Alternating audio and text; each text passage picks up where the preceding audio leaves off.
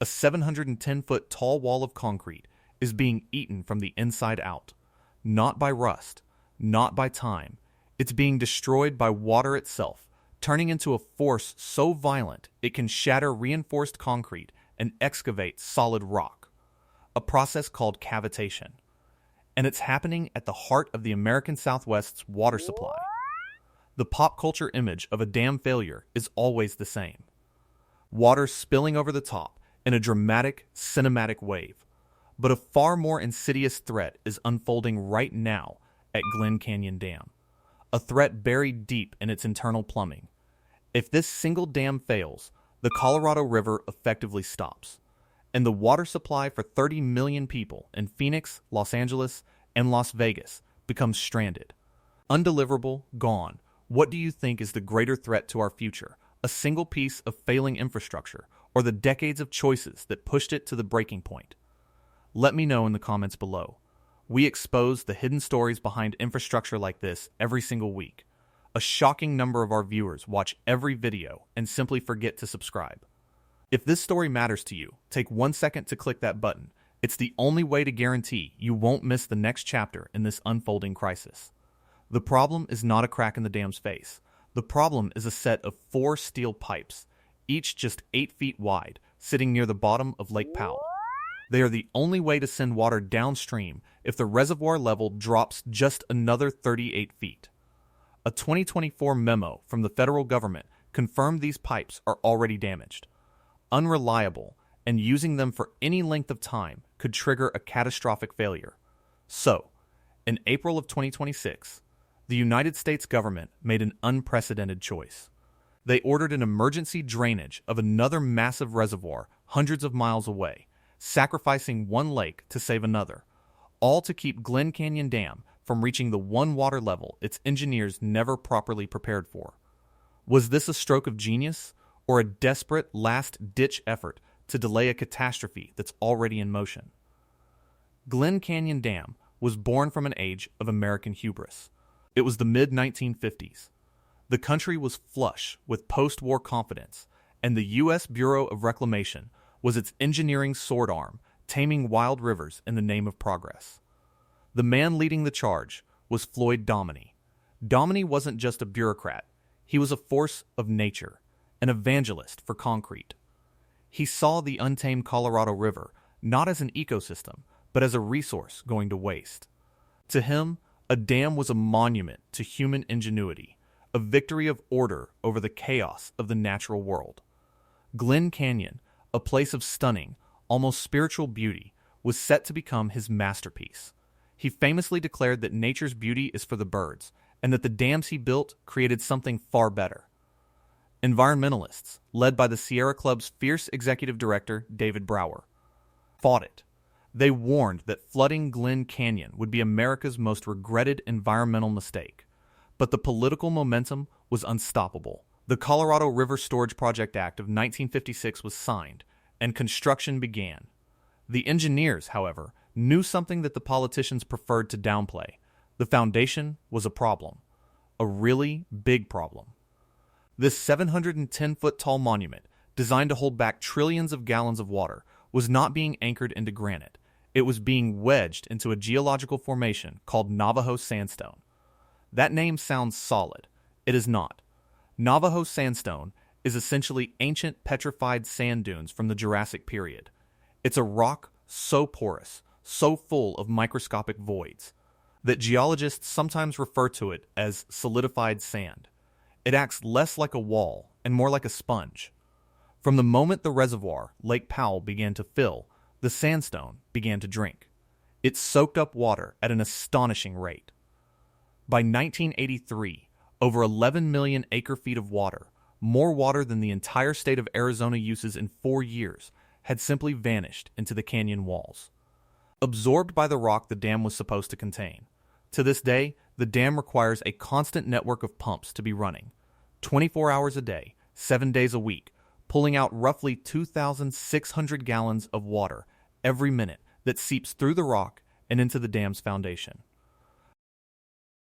The engineers knew this. They designed systems to manage the seepage. They believed their calculations could account for the rock's weakness. They trusted their concrete. They trusted their design. They built a dam for a Goldilocks river, one that was never too high and never too low. In June of 1983, that assumption was put to a terrifying test. The winter of 1982-83 was an El Niño year of historic proportions.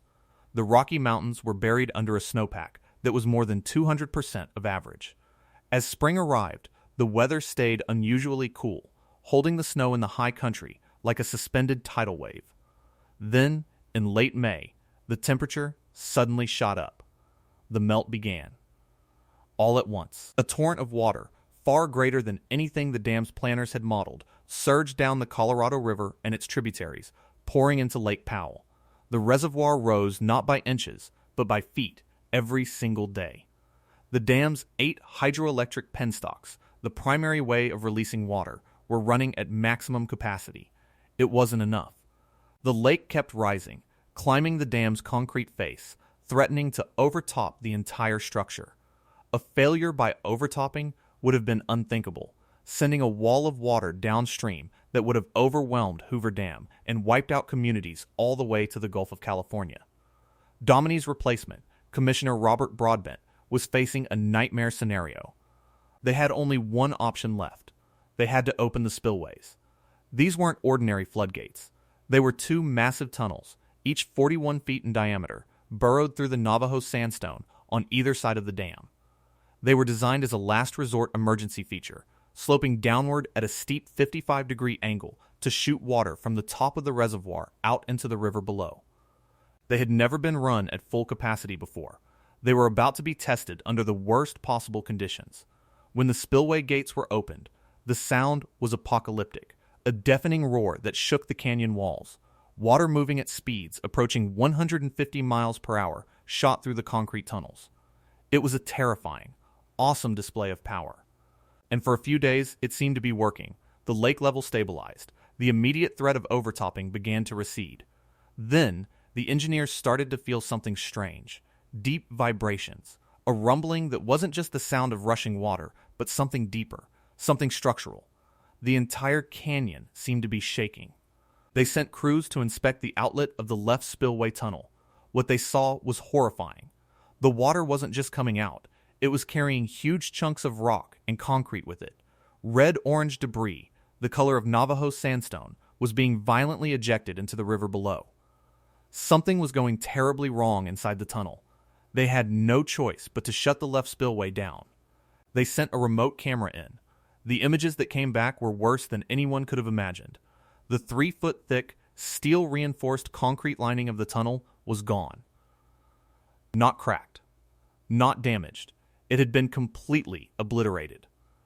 In its place was a massive crater, a cavern carved directly into the sandstone abutment of the dam itself.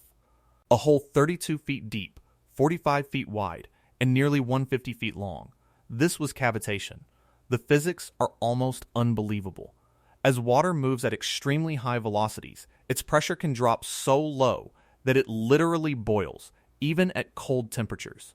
This creates tiny vacuum bubbles within the flow. As these bubbles move into areas of higher pressure, they don't just pop, they implode. Violently, the collapse of each bubble generates a microjet of water and a shockwave with temperatures and pressures comparable to the surface of the sun. Millions of these implosions, happening every second, act like a relentless, microscopic jackhammer. Later investigations found the likely trigger: a single, golf ball-sized bump of calcite at a concrete joint inside the 41-foot-wide tunnel. That tiny imperfection was enough to disrupt the water's flow, create the vacuum, and unleash a destructive force that tore through 3 feet of concrete and then began to eat the bedrock itself. The high-pressure water hitting the porous sandstone was described by one engineer as a supersonic water pick drilling through a loaf of bread. The rock simply dissolved. The right spillway was still running, but it too was showing signs of damage. The dam was being eaten from within, and the lake was still rising. To buy time, in a move of pure desperation, workers were sent to the crest of the dam. They began frantically bolting 8-foot tall sheets of plywood to the top of the spillway gates, creating a makeshift flashing that raised the dam's effective height. One of America's greatest engineering marvels was being saved from potential destruction by about $100,000 worth of hardware store lumber. It worked. The plywood held. The floodwaters eventually peaked, and the spillways were finally closed. The damage was assessed, and it was staggering. The repairs would take months and cost millions. But the dam had survived. A former Bureau of Reclamation official, W.L. Ruscio, had once boasted a well-managed reservoir should almost never spill. The hubris of the 1950s had met the reality of the Colorado River, and the river had nearly won. The 1983 crisis was a story about too much water. The crisis unfolding today is about not having nearly enough. For the last 2 decades, a mega-drought, amplified by a warming climate, has gripped the American Southwest. The Colorado River's flow has declined by roughly 20% since the year 2000. The water math that was already flawed in 1922 has now become completely broken. Lake Powell, the vast savings account for the upper basin states of Colorado, Utah, Wyoming, and New Mexico, has been draining. The bathtub ring on its canyon walls marks a steady decline, a slow-motion catastrophe eroding the region's water security. This decline has exposed the dam's other critical design flaw, not its weakness to high water, but its complete inability to handle low water. The dam's plumbing system was only built for a Goldilocks world. When the lake is reasonably full, water is released through the 8 main penstocks, large pipes that feed the hydroelectric turbines. These intakes sit at an elevation of 3,490 feet above sea level. This number is now the most important number on the entire Colorado River. This is minimum power pool. If the lake's surface drops below 3,490 feet, air could get sucked into the turbines. Air vortices would cause the turbines to vibrate uncontrollably, shake themselves apart, and ultimately self-destruct. So, below that level, they must be shut down. Power generation stops, and more importantly, the primary means of sending water to the 30 million people and billions of dollars of agriculture downstream is gone. This brings us to the next layer of plumbing, the last resort. Buried even deeper in the dam structure, at an elevation of 3,374 feet, sit the River Outlet Works, or ROWs. These are the 4 8-foot wide steel pipes I mentioned earlier. They were the original diversion tunnels used during the dam's construction, later repurposed as a low-level release mechanism. They were never designed to be the river's primary conduit. They were intended for occasional, temporary use, for managing floods or making small adjustments. They were absolutely not built to run year-round, delivering the entire flow of the Colorado River. But as Lake Powell flirted with 3,490 feet in 2022 and 2023, the raw dubs suddenly became the most critical and most vulnerable pieces of infrastructure in the West. If the penstock shut down, these 4 tubes are the only thing standing between the lower basin and a complete water shutoff. The only thing preventing millions of acre-feet of water from being legally stranded in Lake Powell. And everyone hoped they would work. Then came the memo. On March 26, 2024, the Bureau of Reclamation issued a quiet, internal document, a technical decision memorandum. It wasn't a press release. It wasn't meant for public consumption, but its contents were explosive. The memo detailed the results of a high-flow release experiment conducted through the River Outlet Works just a year earlier, in April 2023. During that test, engineers discovered that the pipes had sustained damage. Cavitation damage. The same physical monster that nearly destroyed the spillways in 1983 was now eating away at the dam's last line of defense. The memo concluded, in the dry, terrifying language of government engineering, that the outlet works are unreliable for water deliveries at low lake levels. It stated that running them at their full capacity could lead to catastrophic structural failure, as in, the pipes could tear themselves apart, just like the spillways did. Only this time, the damage would be at the very bottom of the dam, in a location far more difficult, if not impossible, to repair. When the contents of that memo went public in early April 2024, panic began to ripple through the water management community. J.B. Hamby, California's sharp-elbowed Colorado River Commissioner, went public with a stark warning.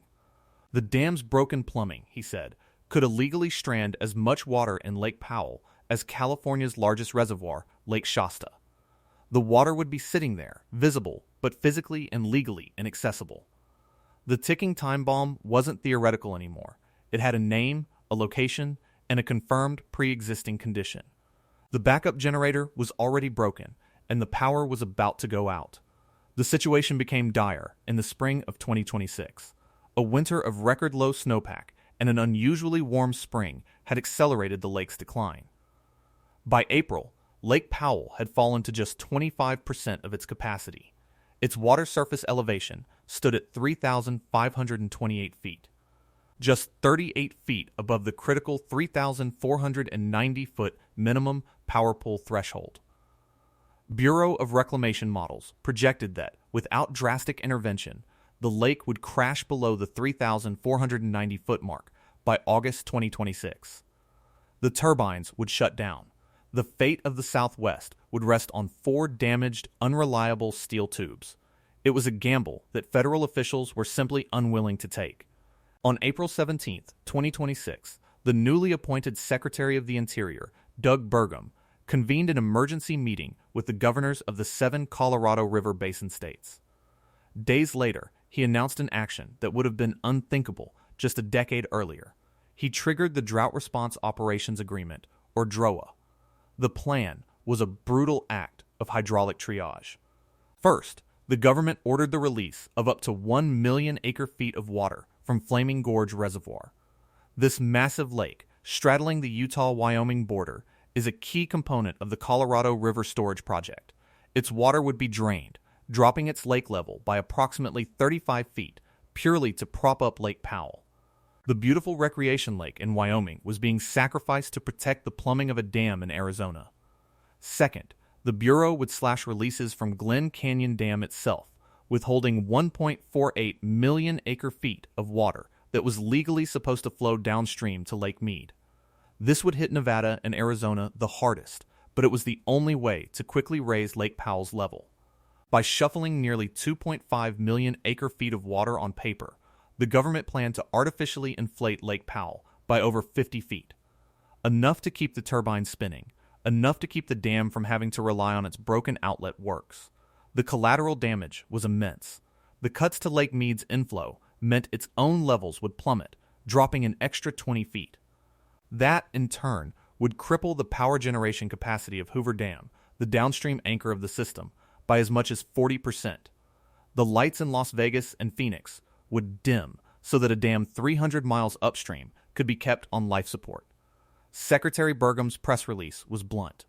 If Glen Canyon Dam declines below 3,490 feet, it read, water releases would be only through the river outlet works, which could cause operational issues, uncertainty for users, downstream impacts, instability in regional power and water supplies. He was publicly admitting what the March 2024 memo had privately confirmed. The dam's foundation was built on sand, and its emergency plumbing was a catastrophic failure waiting to happen. The crisis of 2026 was a moment of shocking clarity. The engineering hubris of Floyd Dominy had run headlong into the unforgiving physics of a 21st century mega-drought, and the system was breaking. As Eric Balkin, the director of the Glen Canyon Institute, a group long dedicated to the dam's decommissioning, put it, this is unprecedented, but it's not unpredicted. I like to say that this is the most predicted disaster of all time. If you have family in states like Arizona, California, or Nevada, consider sharing this video with them. This isn't a distant environmental issue. It's about the future of their water supply. Hitting the like button also tells the algorithm that this is a story more people need to see. So, the dam is saved for now. But what about tomorrow? The DROA plan is a band-aid. A desperately expensive, politically contentious band-aid that expires on December 31st, 2026. The states are still locked in bitter negotiations over who should bear the burden of future cuts. The upper basin argues it has the right to develop its water, while the lower basin points to its senior water rights and growing thirsty cities. And the dam itself remains broken. The long-term solution would be to bypass the flawed plumbing entirely. engineers have proposed drilling new, larger bypass tunnels deep through the Navajo Sandstone at a level low enough to drain the lake reliably. But such a project would cost billions of dollars and take more than a decade to complete. A decade the Colorado River may not have.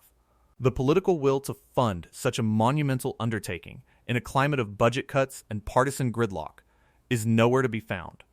This exposes the dam's most fundamental flaw, something so basic it's almost shocking. Unlike most modern dams, Glen Canyon Dam was built without a basal drain plug. There is no simple, low-level outlet to release water or, just as importantly, the accumulating sediment at the bottom of the lake.